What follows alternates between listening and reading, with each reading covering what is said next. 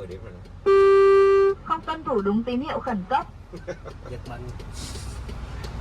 Rồi tắt. Một lần thôi, anh em bật mấy lần. Thú là dừng lại và mở đèn một lần thôi. Bài thi tiếp theo. Bài thi qua ngã tư có tín hiệu điều khiển giao thông. Giật mình.